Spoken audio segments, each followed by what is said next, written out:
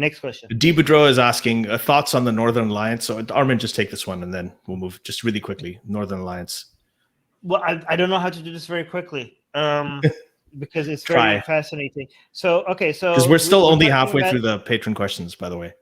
Okay, we're talking about the alliance, the movement in north of Afghanistan that was resisting the Taliban from the 1990s all the way to 2001, right? Started with the Massoud guy, Ahmad Shah Massoud. Ahmad Shah Massoud.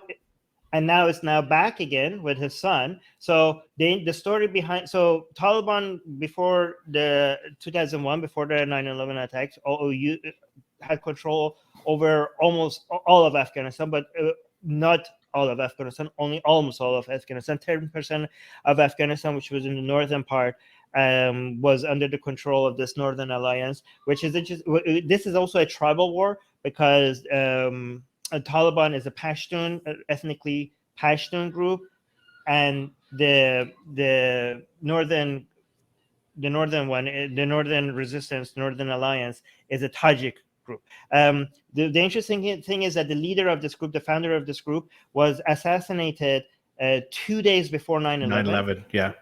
2 days before 9/11, and it's interesting because he was warning everybody about an attack coming about into US, and he was a person that was warning the world that something is about to happen, and he was assassinated 2 days before the attacks. And the understanding is that this is the strongest group resistance against the Taliban back then. And again, history is repeating itself because now that Taliban is back in power, the only resistance is another Massoud. His name is also Massoud, the son of Shah Massoud. And they're the only resistance remaining to Taliban in the same exact valley that his father was. Like it completely, history is repeating itself. But another interesting thing about this is that Ahmad Shah Massoud, the investigations later showed that the probable reason why he was assassinated was because bin Laden, knowing that attacks are about to happen, knowing that there's probably going to be a retaliation against him in Afghanistan, he wanted to give a gift to the Taliban to make sure that he's going to have the support of the Taliban when the Americans attack Afghanistan. So the assassination of Ahmad Shah Massoud was a gift by bin Laden to the Taliban because that was their main resistance, right? So go on.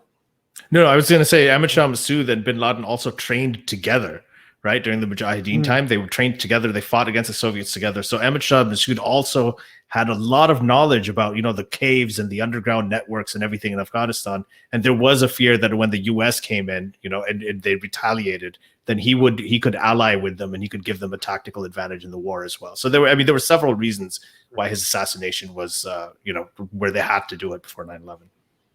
Right. So that was the first Northern Alliance resistance from the 1990s to 2001. And now that his son is now resisting Taliban, now the discussion is in the same goddamn valley. I don't know how amazing it is that things are happening the same way as before. Now the discussion was that because he was calling the Taliban, and a lot of people were saying that maybe there's going to be peace, maybe he's going to accept the Taliban and stop fighting. But I don't know if anything has changed since I heard this. But the last report has been that when he had to call the Taliban, he was like, "Nope, we're not going to bend the knee and come at us." And the Taliban was like, "Okay." And now the Taliban is moving to that valley to maybe remove the final resistance. We'll see what happens. But this is the only group that has ever been able to resist Taliban, a full Taliban takeover. And we'll see if his son is going to be as successful as his dad. And we're going to see if Al-Qaeda will have a comeback as well under the Taliban, just like before, or not. So anything. You know how sometimes they say history repeats itself, and sometimes that's actually not true?